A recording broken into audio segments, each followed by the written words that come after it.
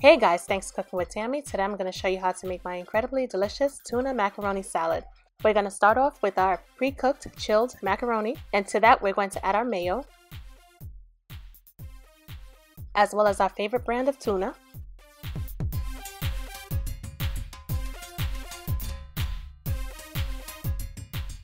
onions,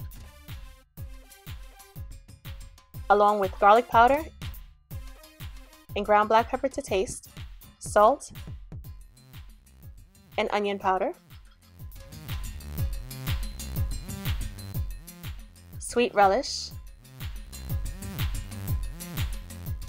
and we're going to combine all of the ingredients together. Once we're done, we're going to give this delicious macaroni salad a taste test to see whether or not if we need a little bit more salt or ground black pepper, and once we're finished, we're going to place it into the refrigerator to chill. Full details to this recipe can be found at cookingwithtammy.recipes or in the description bar in the link below. As always, thanks for cooking with Tammy. Enjoy!